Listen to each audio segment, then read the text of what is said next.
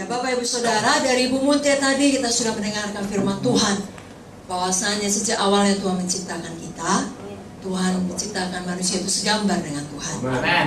Tapi kemudian manusia jatuh dalam dosa, tapi Tuhan tidak pernah mau rencananya gagal. Panggilan Tuhan dia tidak pernah menyesalinya. Sebabnya Tuhan memberikan jalan keluar, Yesus mati bagi seluruh umat manusia. Dan bagi kita yang bahkan sudah menyerahkan hidup melayani Dia, Tuhan mau memulihkan kita semua. Amen. Sebabnya saya dan saudara, kita buat komitmen, kita harus bertumbuh tiap hari lebih seperti Yesus. Amen. Dan Tuhan juga menciptakan kita berkuasa. Amen. Bukan untuk saudara sendiri tadi sudah sama-sama ketawa dan mengatakan bukan untuk dibodoh-bodohi setan. Baik secara langsung dia bicara dalam pikiran kita, ataupun melalui semua cara lain. Apakah situasi ataupun manusia yang bisa dipakainya, kita tidak akan mau lagi ditipu oleh setan. Amen. Bahkan kita lebih dari pemenang. Amin. Amen. Dari Kejadian 1 juga diajarkan kepada kita, kehendak Tuhan dari awalnya, Tuhan mau kita beranak cucu memenuhi bumi. Bukan hanya dengan anak badani, tapi terutama dengan anak rohani.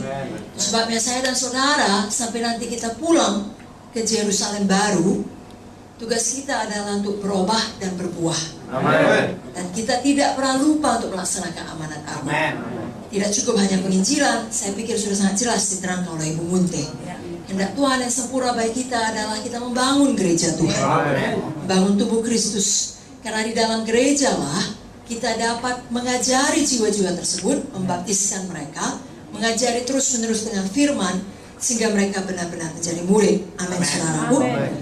Dan hari ini kita juga diingatkan oleh Ibu Munte kita, di dalam kita melakukan itu semuanya, kita harus setia, kita harus bertekun, bahkan melakukannya hanya untuk Tuhan. Amen. Ya, bukan untuk motif yang salah, bukan untuk kekayaan, bukan untuk ketenaran, bukan untuk kesenangan, untuk kenyamanan duniawi, apa yang dikejar dunia ini, tidak.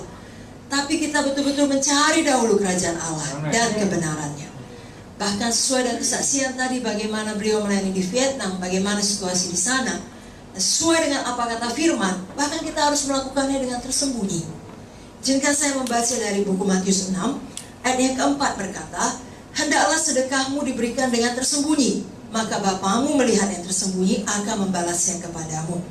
Dalam ayat 6, jika engkau berdoa, masuklah ke dalam kamarmu, tutuplah pintu, berdoalah kepada Bapamu yang ada di tempat tersembunyi, maka Bapamu melihat yang tersembunyi akan membalasnya kepadamu. Jadi beda sekali dengan cara dunia. Tetapi cara sorga, ya saudaraku, memang ajaiblah cara Tuhan. Amen. Ya, katanya kalau mau kaya memberi. Ini juga harus melakukan semua dengan tersembunyi. Amen. Manakah yang kita lakukan? Apakah yang kita pilih? Masing-masing kita yang menjawabnya. Tapi firman mengatakan, bahkan ayat di bawahnya tadi, memberi dengan tersembunyi, berdoa dengan tersembunyi. 17-18 Matius 6, apabila engkau berpuasa, minyakilah kepalamu dan cucilah mukamu, supaya jangan dilihat oleh orang bahwa engkau sedang berpuasa, melainkan hanya oleh Bapamu yang ada di tempat tersembunyi. Maka Bapamu yang melihat yang tersembunyi akan membalasnya kepadamu. Karena pada hari ini Roh Kudus mengingatkan kita supaya semua yang kita lakukan dasarnya betul untuk Tuhan.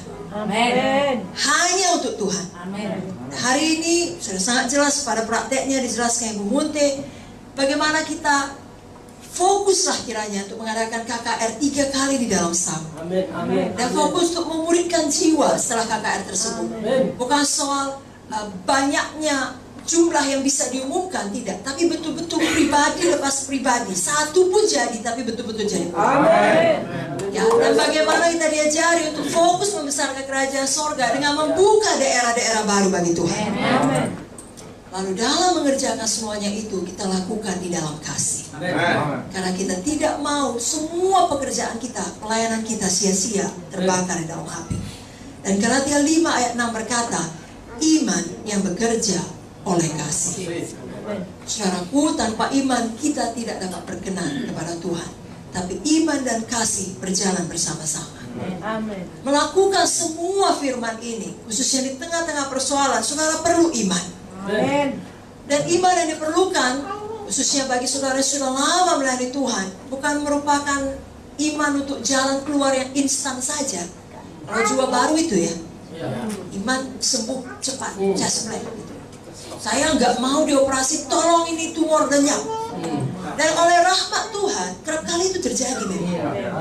Tetapi seiring dengan pertumbuhan rohani seseorang, iman yang kita bicarakan bukan hanya iman yang seperti itu, tapi ketekunan iman. Ya, satu iman yang tetap percaya kepada firman Tuhan, di mana kita yakin betul bahwasanya Tuhan yang memegang kendali. Dan segala sesuatu yang kita harapkan untuk terjadi tidak harus terjadi sesuai dengan timetable kita. Saudara bukan Tuhan, Tuhan adalah Tuhan. Dia yang memegang deadline, bukan saudara lagi yang memegang deadline. Bagian kita adalah melakukan seperti apa yang diajarkan Ibu Muti tadi. Kita lakukan dan kita tekun melakukannya.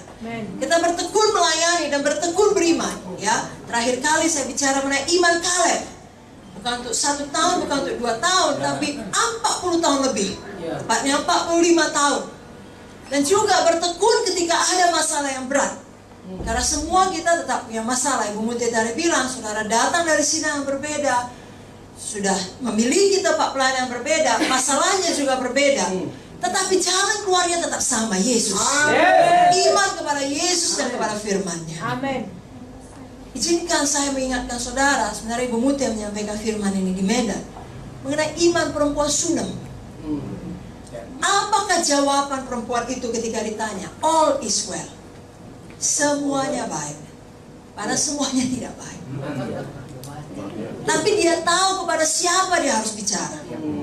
Ya, walau Gehazi namanya tetap hamba Tuhan, hamba dari Elisa, perempuan ini punya sense. Ini orang tidak bisa menolong saya. Dan memang terbukti Gehazi gila uang. Ya, bukan hamba Tuhan sebenarnya. Tapi dia tidak membilang kepada siapa-siapa dan juga tidak mau bersandar pada Gehazi. Itu sebabnya ketika ditanya, yang oleh katanya hamba Tuhan pun, apa masalahmu? Tidak ada. All is well. Dia datang pada representatifnya Tuhan sendiri, kepada Elisa. Kalau kita zaman sekarang ini, kita datang langsung kepada Tuhan. Sebabnya, walaupun semua tidak baik, tapi dia pilih hidup dengan iman. Kita sama-sama tahu, kemarin di KKR juga diberitakan, saudara sendiri memberitakan, iman datang dari pendengaran firman Kristus. Maaf saudaraku, bukan dari kata mutiara, bukan dari kata motivasi, walaupun itu sangat baik, tapi dari firman. Hanya dari firman.